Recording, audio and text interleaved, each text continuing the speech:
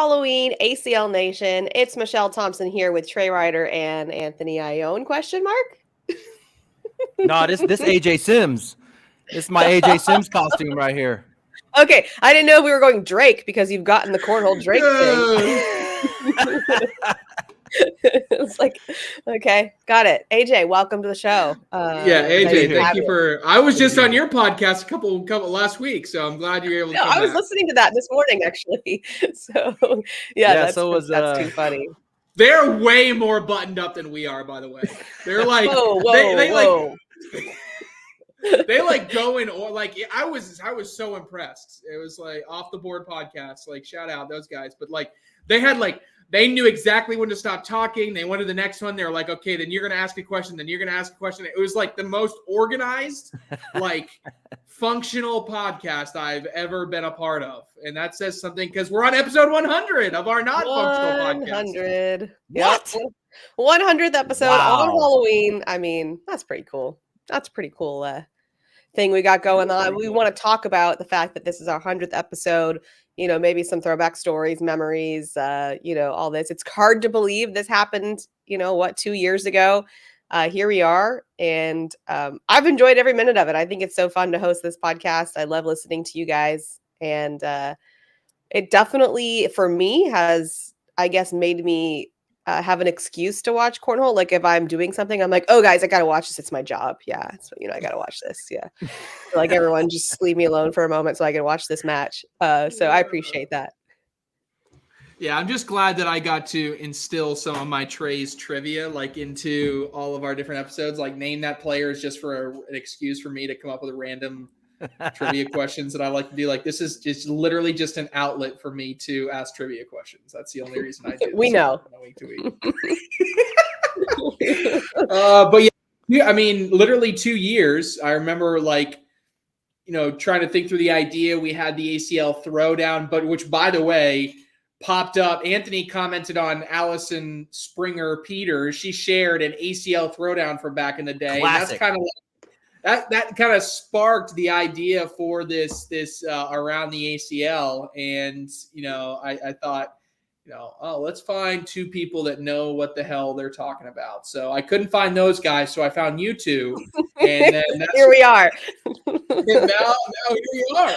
We started with Mike. We didn't when Mike's no longer on the show, but Mike Morton in the house. Yeah, Mike Morton was here, did our statistics and everything. But I think it's really cool. I mean, it kind of, reminisce about the way, we bring kind of a news feel to the cornhole community, which I think is, which is important, I think. And a big shout out to all of our listener base. And we appreciate everybody tuning in because I think, the one thing that I'm proud of that we did is we were able to, we're filling kind of a gap in which there's not a lot of people can't listen to a lot of cornhole podcasts out there, rightfully so. I mean, cornhole is supposed to be a laid-back game or whatever, but to get information, right? It's about who won this event, who's playing in this event. We try to do updates every now and then. I think that's cool, and so I'm proud of what we've accomplished and proud to be doing alongside you two hooligans, you, AJ, and Michelle, both of you. Yeah. Yeah, shout out. I should say shout out to AJ because Trey, you just talked about you were on the podcast with him, so I came in right behind you. So I recorded behind you. That one hasn't dropped yet, so that was kind of the theme. Just thanks to those guys for having me on. AJ Sims, Jaime Sanchez, Felix, and Anthony. But yeah, we talk about podcasts. We talk about our 100th episode, right? And it's like what were we trying to accomplish as a podcast? There's so many different styles and versions out there. What you drinking isn't so important to us, although I wouldn't mind an afternoon beer. We do record in the middle of the day.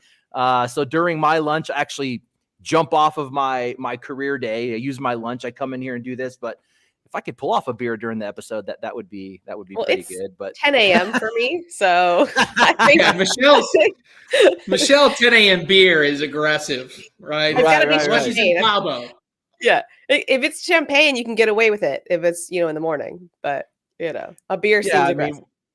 We're, Trey, I don't know where what your ultimate vision was, but, I think the idea is that we bring, the latest and greatest news, what's happening, what happened, from the source. We're coming from the ACL. So we have the latest data, we have the latest rosters. So trying to give the people accurate news, kind of maybe a Sports Center, or, around the horn kind of feel. We don't go off into too many tangents, like maybe Bernie does on a Borderline, Bernie, what about Jeff? Yeah. You can't just put it all on Bernie. Yeah, no doubt. We're not really interview rich, like Mish, like maybe with your show. Although we've had some interviews, we've had some good interviews, but yeah, it's been a good ride. It's been a lot of fun, and I hope we're bringing people good news and the latest and greatest information. So I do love the different aspects, right? You do have Borderline that's all over the place. I listen to it the minute it drops every week. So we can make fun of the tangents and all that all they want, but I find it highly entertaining. I mean, I love the show, and then Bagging and Bragging with Wally and I, that is more of a, we do an interview every time and highlights and things like that. And then we have, this show, which, like you said, is very focused on the news, the latest, what's going on, straight from the ACL. So I think all the different shows bring a nice balance. And of course, ACL Live, which is a number of things. I don't know. What was your vision for all the podcasts, Trey, and how these would all come together? Because this was kind of your baby, right? Yeah, I mean, it started, obviously we didn't start with Bagging and Bragging. We started in your predecessor, Girl Star 2, which we don't talk too much about there. But like the idea was to bring variety, right? And to bring people different perspectives, right? And I thought from the beginning, it was important to have a lead female host that was, could kind of cornerstone multiple shows. And I thought that was important to try to establish. And that's why, so I think we accomplished that. That was a check, right? I needed to bring someone on that knows more than I do about cornhole. And I did that with Anthony. That's check. And then I needed to have someone that could just soothe you with the way they talk through a podcast mic. Jeff McCarriger, done, easy. Yes. And then I needed somebody to take us off the rails with Bernie. Like I needed somebody to do that covered. Because he got you covered. If I had 4 around the ACLs, then it wouldn't be a good product, right? You need distinct, personalities, and along the way we've been able to add, Wally, who adds his own different perspective, which I think is great. And I think that's overall just been important. It's just been important to add variety. And I think we've done that. And, one maybe small thing that I'll get to tease here on our 100th episode, like what's to come and what's, exciting and changing is, another person that Michelle has kind of brought along and introduced us to that's been really, really good has been Corey Russell. And he's someone that's taken a liking to a lot of the streaming that we're doing. And so, we verbally agreed to bring Corey on in a larger capacity. And so working through those details now, but he's going to have really 2 main jobs, and that's coordinating and elevating our live streams and coordinating and elevating our podcasts. So I do got skills. He's got a lot of great skills. So no more of this generic, boring branding that we just kind of laid into for 2 years now. I expect all of our podcasts to take an elevated bump in production over the next few months as Corey gets involved, and even working with, and another valuable assets to our team are Chase Hunter and Allison Hine, Allison Baldwin and Jake Brandon too. They're heavily involved in our live stream, and I think their roles are going to grow elsewhere too, in different capacities. So overall, there's a lot of growth and exciting things, but specifically on the podcast side, I think having Corey involved is going to make us a lot better. So that's, the first 100, I think we did a really good job. And then I think the next 100 we'll do even better. So that's exciting. It's good timing because the 100th episode. So Corey, for those who don't know, lives in my town. He's a good friend of mine. So he actually came to my house and set up a camera and a mic. So the quality that you see here is because he lives here. And so he was like, I'm going to come and do this. So he finally said, I'm tired. I'm tired of watching Sunshine and Co in the background just running around. Yeah. So yeah, exactly. He's over it. You know what I wouldn't mind so much too, and I don't know where we stand right now. We obviously came on. We're on ACL Cornhole TV. We've got sponsorships behind us. So we try and keep it clean. We try and keep it a little bit filtered. I might be a guy I come in prepared. I do a lot of homework, but I'm not really a filtered kind of guy. So if we were able to get a little bit more loose, maybe with what we talked about, language, I'm not sure where we can go, but I wouldn't mind unfiltering this a little bit more. Anthony wants to drop an F-bomb so bad. Come on! If anybody knows me outside of that'll be up to our standard that'll language. be up to our new producer. That'll be up to our new producer. It's a Corey conversation. Yeah. I like it. I'm down for the unfiltered. Congrats, guys. Good job on 100. We did it. We did it. Got him. Awesome. No, it's been a blast. The next thing we want to get into is continuing on this theme of our ACL Pro team roster grades. As I mentioned the previous week, this is based on kind of the whole team, not necessarily what they did at the draft, but how Trey and Anthony feel about the team as a whole. So this week, we're going to be focusing on the National Central. So we have the Kentucky Colonels, the Chicagoland Spinners, the Texas Bullybaggers, and the Missouri Mays. So we'll start with the Kentucky Colonels. Trey, tell us about the team and what grade that you would give that team. Man, so I think this is really interesting because I don't know. I can't wait to see how Anthony and I go back and forth on this because personally, the Central is polarizing. I like two teams and I don't like two teams as far as overall impressions go. Now, starting with the Colonels, let's go a quick run through of their team. Matt Guy is your captain again. They bring back Brett Guy, Damon Dennis, Sam Finley, Justin Rule, and Kimberly Glass. They trade their first-round pick to acquire Ryan Hart. Then they go and get Pat Sem, Carter Bennett, and Anthony Mayball, Mark Burgess, Bracy Blanton, Brandon Brown, Daniela Luna, David Ryan, and Dayton Weber to round things out at the end. Starting off the gate, I wasn't a huge fan of the trade to acquire Ryan Hart. I think Ryan Hart is a great talent. I think he's going to be really, really good and really solid. But you look where they would have been in that draft and who they could have gotten, I think they could have elevated themselves with a little bit of a higher talent-wise. Now, overall, I wouldn't say I hate it. I just say I wouldn't love the trade to acquire there. I think they have decent returns as far as returning players. Brett Guy, Damon Dennis, Sam Finley, three people that are proven on broadcast courts for, if you will. They're going to deliver at a high level.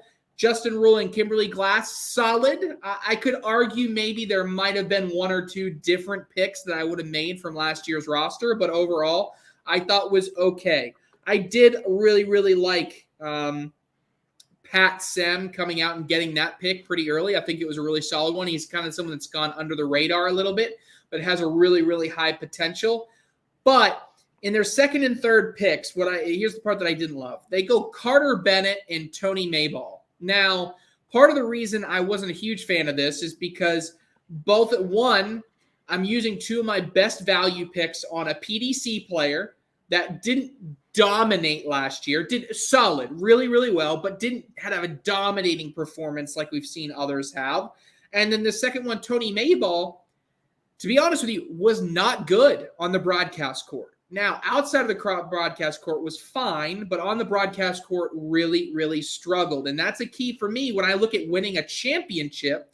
I need to have someone, if I'm using the first pick of the third round on someone, I need someone that I know is going to deliver at a high level. Only other thing concerns me is the high average age we talked about, right? They don't have any of these young guns. They're really being able to commit and do this as a full-time occupation. It just worries me a little bit when we look at that average age being a little bit up there. Not necessarily a problem. There's something I'm keeping an eye on. Overall, it's okay. Now, if you remember last year, the Colonels, I gave a really high grade and they underperformed.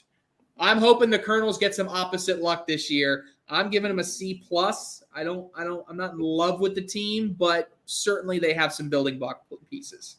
C+. All right, Anthony, what are your thoughts on this? How you gonna do me like that, Mish? Will you introduce me as AJ Sims? AJ, I'm sorry. AJ, my bad. Hey. This is my potential costume tomorrow. If I had a Buffalo Boards hoodie, it might be a little bit. That's really what's throwing me out. You're wearing a Cornhole Science hoodie. I've not seen AJ in a Cornhole Science hoodie. Maybe you need to send him one, but it's very confusing. Hoodie swap. Hoodie swap.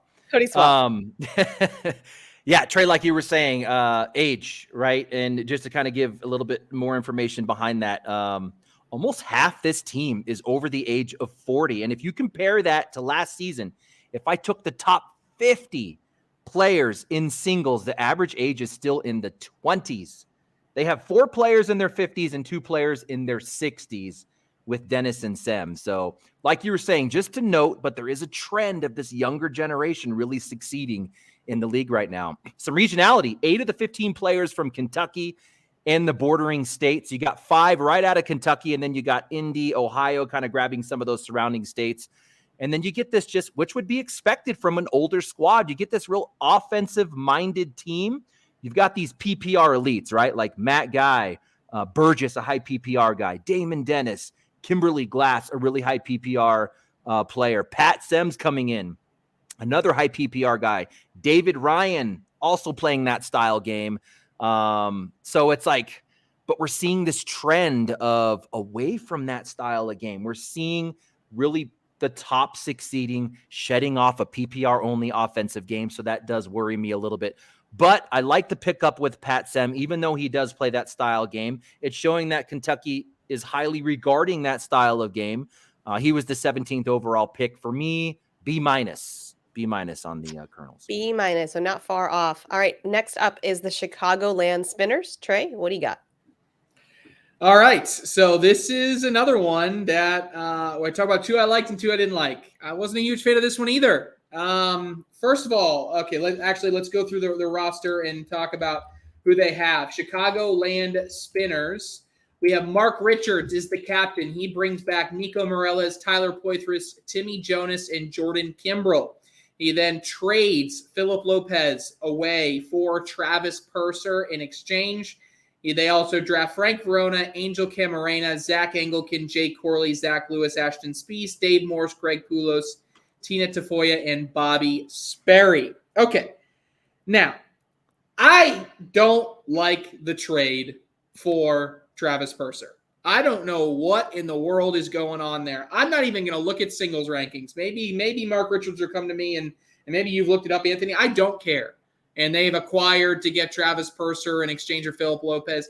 Philip Lopez has won on the broadcast court. He's been a good doubles partner. He's been a top player in the world. He's played with you can't even measure the amount of pressure that Philip Lopez is playing with. You're telling me he's got to play with the best player in the world at times, and he's got to do it, and he's consistently making the broadcast? I don't care. It's a bad trade. Travis Purser is a great and talented player, but to give away someone with the experience and the skill of Philip Lopez, I think was a poor decision. I don't know if that means there's any bad blood, but I don't understand why Richards goes and trades that player away. So first, I just want to get that out there. I think they take some high risk with some rookies, and specifically the types of rookies that they went with when drafting. They went Frank Verona first. Now, I know Anthony is going to be high on Frank Verona. I'll say he's probably higher on Frank Verona than I am. And the reason for that is when I look at the list of rookies, okay, he's not 1, 2, 3, 4, or 5 right now to me. So if you're telling me with my first pick, I'm going to take the 7th or 8th best rookie that's available on my list, that's worrisome to me, because if I go look at last year's rookie list, which is supposed to be a comparable look, we're not talking a high performer at number 8 when we list all the rookies from top to bottom. So historically, this is someone in this range that is going to underperform, and that worries me. I could have gotten someone that I know what I'm getting out of them, and I think they took a risk. Camarena with the 2nd round pick is a little bit less of a risk. We know he can perform on a broadcast core, but again, we took a risk. We took our 2 best picks, and we don't know what we're going to do with them. Okay, so in the end, I think maybe with Spies and Morse late, they got some good added value and added some depth in that roster. They have some solid keepers. You know how much I love Jordan Kimbrell. I think he's a superstar that's always undervalued.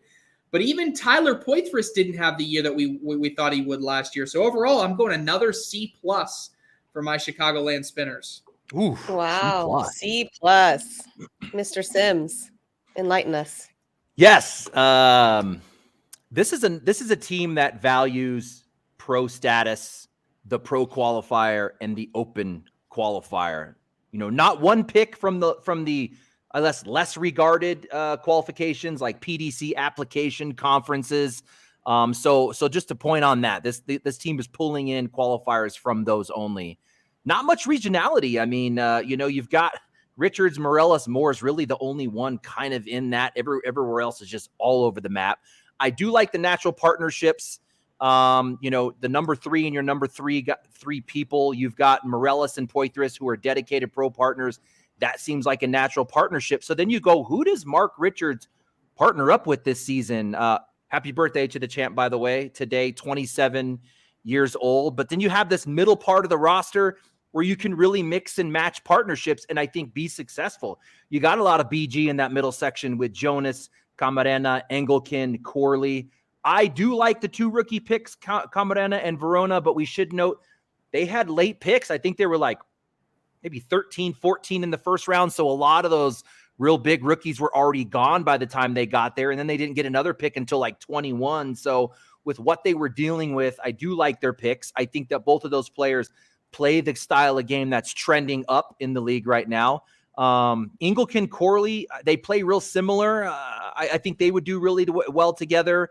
So then where does that leave Richards? Is he now looking at a Jonas, a Kimbrel, or a Purser? My guess is that Purser and Kimbrel partner up. They're both AAR. They would be a tough duo, and I think that they're similar skilled players. So kind of sounds weird that a Richards and a Jonas might team up, but we've seen Richards have success with all kinds of baggers, all kinds of bags. But I'm with you, Trey. I mean, this isn't an A, even a B plus style team, but I went with just a solid B on this one here.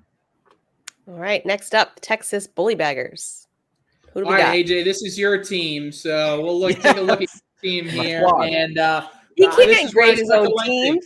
Yeah, this is where I start to like things. So Texas Bully Baggers. Eddie Grindersleeve is your captain, bringing back Caleb Batson, AJ Sims, Dylan Turpin, Cameron Kingfisher, and Deb Odom. They also add Braden Wilson, Rosie Streaker, Ernest Cisneros, Mike Harvey, Jared Kufis, Vanessa Fillingham, Eric Cherney, Zach Harris, and Brandy McBride. All right. First of all, the keepers are loaded. Caleb Batson, Eddie Grindersleeve, AJ Sims, Dylan Turpin, even a Cameron Kingfisher. Now, here's a little bit of a wild card because he didn't travel to the events at the end of the second half of the season, but this was a guy, and that second national finished top 15. So if we get that Cameron Kingfisher that's committed to an entire season, it's nasty. Now, to an extent, did they at first I wrote on my piece of paper, I didn't like keeping Deb Odom, okay?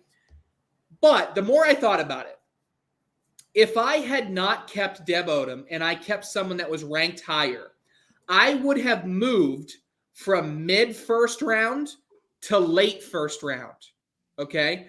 So I don't know if this is on purpose, but what that did was getting that spot in the order allowed them to then trade one spot up to get Braden Wilson. So now, AJ, you get to play with your pro partner in Braden Wilson, which I know you love, okay? So we have Braden Wilson we've added to this that we only got because we were able to make a trade. I thought that was key. Then you get Rosie Streaker, which, again, I'm always going to argue is going to be undervalued because there's a bias against females sometimes, and she was a top 100 player. I got a top 100 player in the second round. I mean, that doesn't happen, right? Then you add Ernest Cisneros, which I believe, Michelle, correct me if I'm wrong, was one of the highest PPRs, was one of the highest deck around players. And again, I'm not looking for my first round pick, but when you talk about my fourth round pick, I get Cisneros. I think it's got some good upside, Michelle. Absolutely.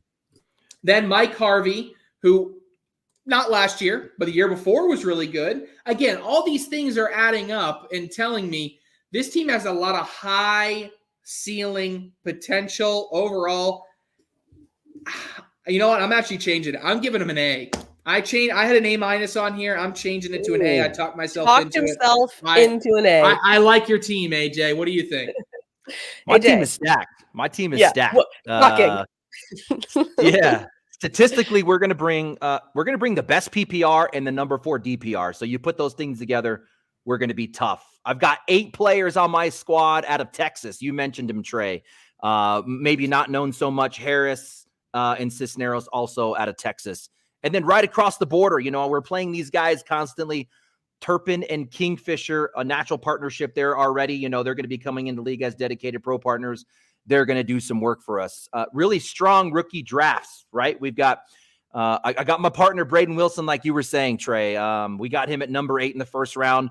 Ernest Cisneros, he did better than 83% of the rookies in the showcase. I think this might be a guy that maybe opens some eyes a little bit, and a good pickup at 57 overall. So Cisneros might be able to do some work for us. This team's winning on natural partnerships. We've got Eddie and Batson, the best doubles team right now in the world, maybe the best team ever. Has anyone really done what they've done, what they did last season? And then you've got the dedicated pro partners like I was talking about in Sims, Wilson, Turpin, Kingfisher. It's going to come down to Kingfisher. We know what we're going to get from Turpin. Kingfisher showing a lot of skills. He has that new style game. He just needs to kind of step it up a little bit. I think that he could be one of the better players in the league. But you kind of hinted at it earlier. It's going to take that old school Harvey, the guy we saw show up on a national broadcast. An under the radar Jared Kufis who has a lot of skill. My mom Odom out there needs to do some work, really bring that high PPR game. Maybe even pair her with a streaker. They have that similar kind of running of bag strategy. Used to both be BG. I think Odom moved over to Flux or something like that, or some other bag company, but I think they might be a good partnership. Those people that I just mentioned really need to put it on this year to make us a championship level team. We're strong at the top. We need that bottom half to really do some work. But I was with you, Trey. I had an A-. I'm not going to change it. I'm going to stay at an A-.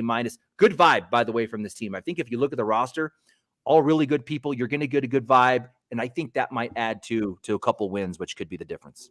Only other thing that contributed to my ranking as well, they're a lean team. They only have 15. They don't have a full 16, which means they have a couple extra spots to add to the elite pool.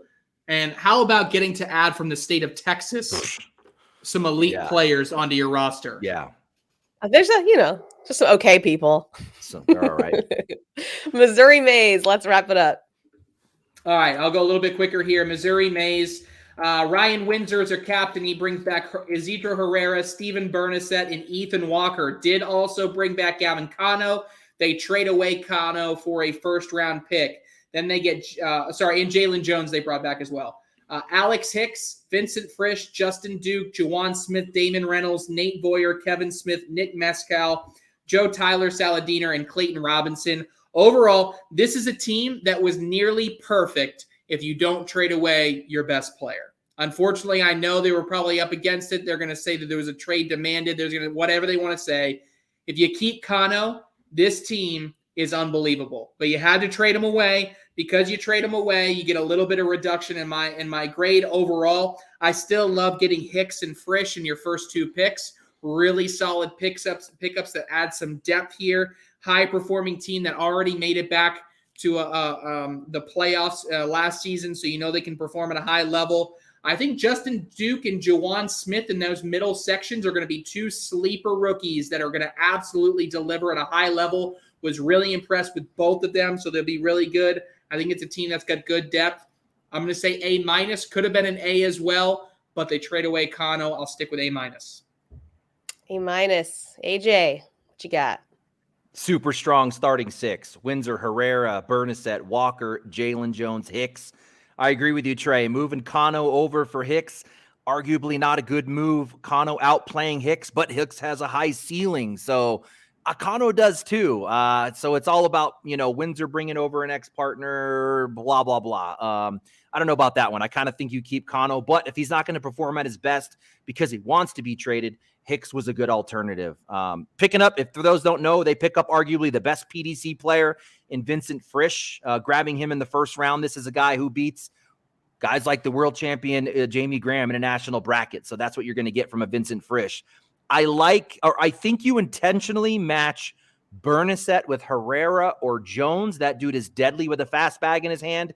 I think that's important to keep that in his hand. I think those boys can pair with him and do that. Probably more of a Herrera between Windsor, Hicks, Walker, and Frisch. Really, you could mix and match those partnerships however, and I think that they're going to be successful or elite level however you match them up. I do like the rookie picks in Justin Duke, Juwan Smith, and maybe even a Nick Meskel. Duke and Smith stood out to me in the rookie showcase. I don't know what we're going to get from Damon Reynolds yet. I don't know if you guys know anything about him. I have no stats, no rookie showcase. I don't know what we're going to get out of this kid. So he's kind of the wild card, but it's kind of similar to the previous team. That bottom third needs to step up. You've got these returning pros, Boyer, Kevin Smith, Joe Saladiner, Robertson, all returning as pros from last season. They're in the bottom third of this team. If they can step up and bring that experience and bring that play, maybe this team makes Final Four again. Trey, I was right there with you, just a little bit less. I went B+ on this one. B+. All right. Moving into some somber news around the league, there was 2 tragedies that both affected the Maine community. The Lewiston shooter, one of the stops was actually at a cornhole league night. There were multiple cornhole player victims, no names to be released yet. And then also Drew Baker, former ACL pro and brother of current pro Trey Baker, passed away this weekend from a motorcycle accident. So Trey, I know you have some more details for us, but really, really sad week and weekend for the cornhole community. Yeah, I think that's a good way to put it. It's just it was a devastating week, and honestly, that was one that kind of had me personally in kind of just a weird state of just almost disbelief. Listening. I'm from Massachusetts, which isn't Maine, but I took trips up to Maine on weekends as a kid, and there are certain parts of Maine that if you haven't been there, it's just it's a different world, and it just feels like a home community, and to see them affected is really tough, and then to find out that the cornhole community in whatever capacity, ACL or not, or whatever, was impacted was, a shock and kind of numbing, I guess. And so, I think, the community up there really needs the support of all those that have the ability to do that. Behind the scenes, what I would say is that we're really working together as a league to try to figure out what the best response is. And we're talking with some people that are close to the situation on how we can best support that. So the ACL will be doing their part to try to help work together. And there's some directors that aren't even waiting, which is great. I mean, some directors are already getting involved in helping and working through that community. So I think that's it's great to see, a rally behind the community, but it's tough. It's tough to see and tough to experience as a community. And then with Drew, just back-to-back blows, just to have the community. And then, Drew in particular was a pro, and his brother is a pro, and Trey, and, their dad, Randy, has just been, I every time I see Randy at an event, Randy's is always in good spirits. He's kind of he's an analytical guy too. He's got good ideas, and he's we always have some good conversations at events, and he's always willing to he's a proud dad. He's always talking about his boys, as you can imagine, and to hear about Drew was devastating to hear about. Our losing one of our members of our community. So I don't have the right words, and I don't have the ultimate cure for any of it, but I think it's good to know that the cornhole community is rallying around 2 hurting communities in the state of Maine, and we'll get through it. The communities will get through it, and we'll do what we can to support in the meantime. Absolutely. All right, we're going to move over to our buy or sell. Well, I'll read a line, and then you let me know if you're going to buy or sell. The first one being Ryan Traiteur finishes the season as the rookie with the most ACL titles. Trey, buy or sell?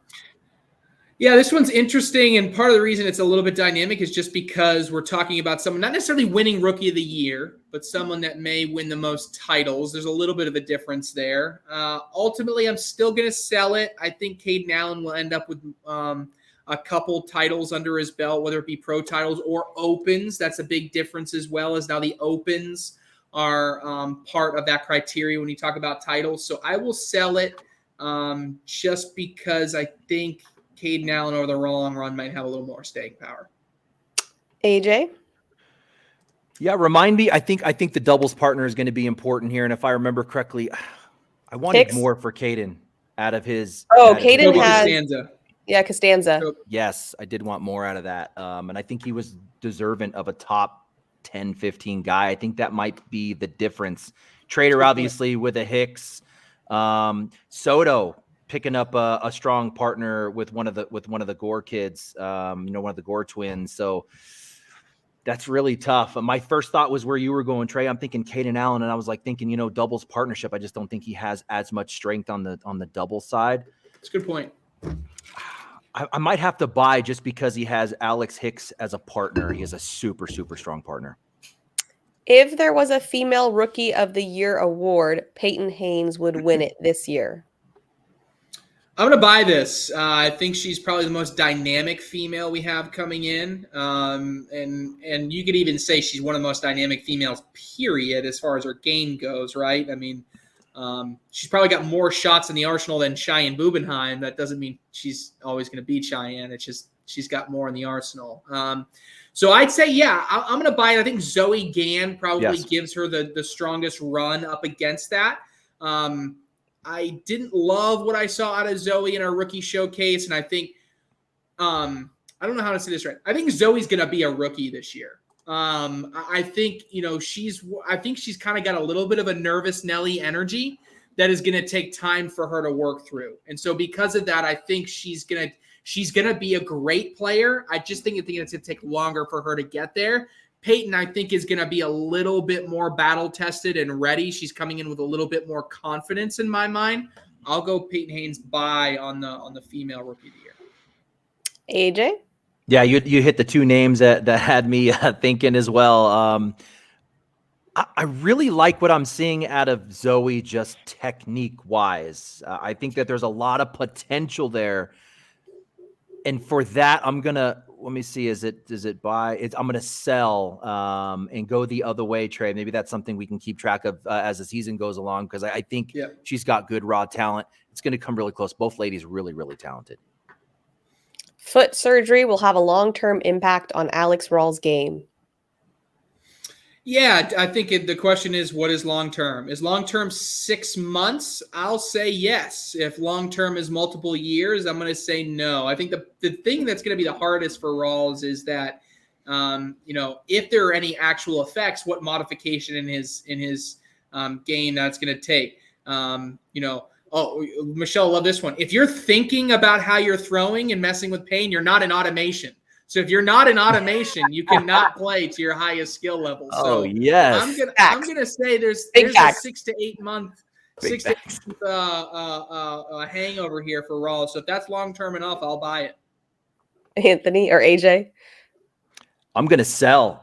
Anybody who was at the first national saw Alex Rawls limping around already. He did the whole season with that injury, finished number 2 in the world. So that tells me he can deal with that pain. He can handle that. And if you've seen any of the online feeds right now, this guy's out there throwing on one leg, and he's throwing pretty amazing. And I think it's actually helping some of his technique. It's really forcing him all upper body, which he kind of was before anyway, but it's really honing in all of his upper technique. I don't think that it bothers him at all. And he's another top 2-3 player in the world next year. If Mark Richards and Tony Smith don't win an Open before the pro season starts in April, they should be worried. I'm not big into hyperbole, but I'm going to buy it. Because, look, here's one of two scenarios. If they don't win an Open, there's one of two ways that can happen. One, they're still playing well, but they're getting there to the end and they're not winning, right? Or two, they're not getting towards the end. If it's number 2, I think we can all agree that's a problem, right? Now, if it's number 1, I would say, are we still worried about Tony Smith not being able to get across the finish line and finish? Because if we're going to look at Mark Richards and Tony Smith and say that they're going to be one of the all-time greats, you don't regard all-time greats by their number of second and third place finishes. They got to win. Now, I'm not saying they need to win right now, But we got open 3, 4, 5, 6, 7, 8, 9, 10, 11, 12 before we even get to the pro season. Yep. Yeah, you better win one of them. Because if they're not, then I'm definitely worried. I'm buying it. Now, option 3, by the way, is that they don't partner together at opens, and I think that's worrisome. So that would be another one. Fine. Yeah, that same thing. All right, AJ, what you got? Yeah, they should be worried. We're expecting them to be the most dominant team in the league next year. We took the two highest voted MVP candidates, and now they're together as a doubles team. We're expecting them to roll the league. If they can't win an open, yeah, they should be worried. Absolutely. I'm going to buy that. I hate this next one. Christmas, December holiday decorations can go up this weekend. Sell. Sell? I'm going to buy it. Like, everybody hates on it. Like, look, I love Thanksgiving. Like, have the Christmas tree in the background while you're eating Thanksgiving. Like, it's a vibe. Like, just no. Dude, I got to hide that shit from the wife or it's going up. Like, I'm like, what are you doing? It's outrageous. I'm not okay with that. All right, Trey, we learned so much about you right now, and I'm just not happy with it at all. Moving on. Pro singles power rankings. Let's go through it. Trey, why don't you begin and tell us what you got? All right, I'll keep mine to 3 minutes, and Anthony can have the rest. Right. So, number one on my power rankings, I have the MVP of last season, Tony Smith. He deserves to be there. Then the only opening he's played in so far, he made it all the way to the finals. Sorry. I mean, there's no reason for me to take him off number one. Now, you could argue Jamie Graham should be there, but then I have Jamie Graham at number 2. I think Jamie Graham didn't have as good as the first open. You know, he'll get through it. It's Jamie Graham. No longer need to doubt him. I have him at number 2. He's close to the top. Then I have Mark Richards. I mean, these guys are the 3 best players that are consistently there on a game-to-game basis. If you guys want to argue 1, 2, and 3, go for it. I don't care. They're your 3 solid best. Then into number 4, I have a guy that's been so consistent even at the open level. He brought that over at a really strong rookie season, Justin Burton Jr. I think he's going to be another solid player. I think he's playing really, really well right now. If he doesn't ultimately win everything, you know, so be it. But like all of his losses, even when he's losing in singles, are by very small margins. So I have Burton Jr. at 4. Number 5, okay? I'm done doubting Alan Rawls. Alan Rawls is going at number 5. I told myself no matter what it took, I'm putting Alan Rawls in the top 5. So that's what I had to do. Alan Rawls is in the top 5. Number 6 and number 7 are doubles partners. If you want to put which one ahead of the other, go for it. I have Fisher Hamilton at 6, Gavin Cano at 7. Those could easily be flipped depending on what you want to do. Number 8, I am worried about the foot. So I'm putting Alex Rawls all the way down at 8, purely for injury reasons. Nothing else. He goes from number 2 all the way to number 8. Number 9, I have Caleb Batson, and I threw up in my mouth putting Caleb Batson all the way at 9. I just didn't know where I wanted to put him, okay? He's somewhere. He should be higher, but I can't move anybody down, maybe except Alan Rawls, but I told myself I'm not moving him out of the top 5. Finally, my one rookie right now goes to Ryan Traiteur. You win an open, you get to sit there. I reserve the right to put Sammy Soto, Caden Allen, Braden Wilson, Jeremiah Ellis, whatever rookie comes out swinging, I reserve the right to swap them out. Ryan Traiteur at number 10. There's my 3 minutes. So no Devin Harbaugh. That's the one that's no Devin Harbaugh. Harbaugh's at like 11 or 12. I mean, okay, it's close. All right, AJ. My Wi-Fi is in and out. I'm going to cross my fingers. Trey, you're number 9. I'm going out on a limb here. Caleb Batson, the best player in the world next year. Caleb Batson. I have him at number 1. I won't argue you. You have him at number 1. Yes, number 1, Caleb Batson. I'm doing it. Wow. Your number 1, my number 2, Tony Smith. Everybody knows why. Tony Smith, one of the best players in the world. You dropped Alex Rawls. I told myself I'm going to stop sleeping on Alex Rawls. We've been sleeping on him for multiple seasons. He's been back-to-back top players in the world. I'm going to keep him there at number 3. Jamie Graham, the world champ. I'm going to stick with this guy at number 4. Mark puts Mark Richards at 5, which is crazy to think to put Mark Richards at 5. We thought he would have been hands down number 1 last year. He ended up 4th. I think just because of some other successes, Caleb Batson doing really well, it moves Mark Richards to 5th. I'm not sleeping on Alan Rawls anymore. I have him at the number 6 in the power rankings.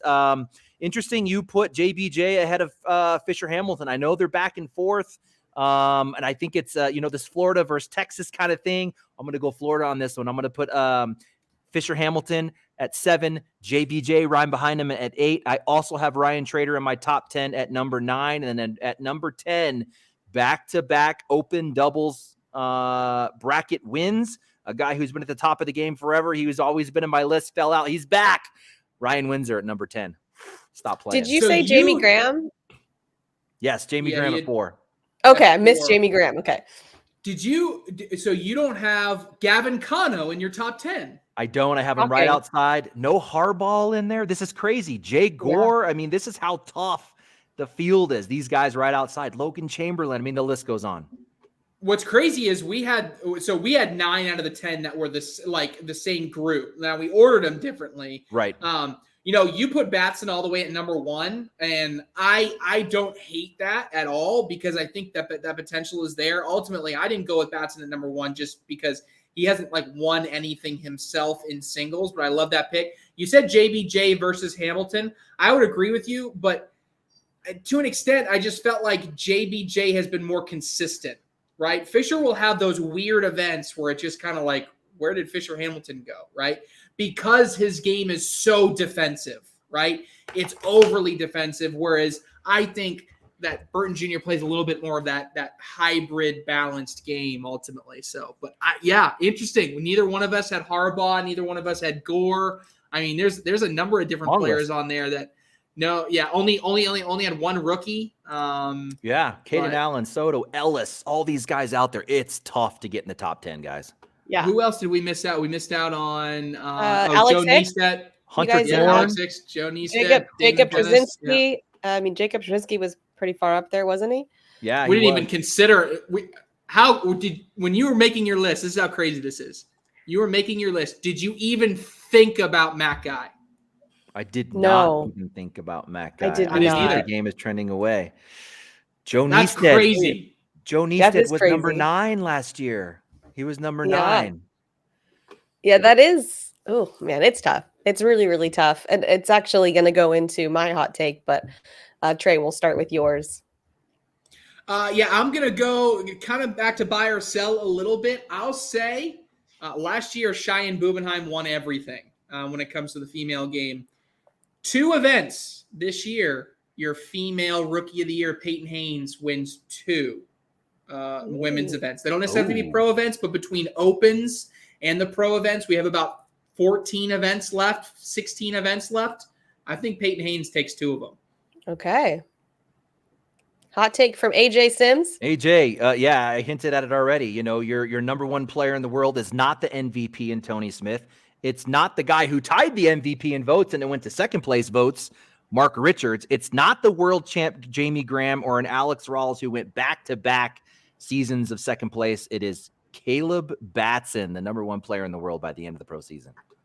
Love it. And mine, I talked about in ACL Live last night. I have Jake Gore in my top 10. That means moving out of the top 10 are names like Windsor, Hicks, Cano, Soto, Traiteur. So I'm putting Jake Gore above them. I think he can do it. I think he showed us last season a lot of what he can do. So that is my hot take. That's all we got time for, everyone. Have a great Halloween. And thanks for joining us on our 100th episode with many more to come. We appreciate every single one of you that tunes in every week. So until next time, thanks, guys. AJ Sims out.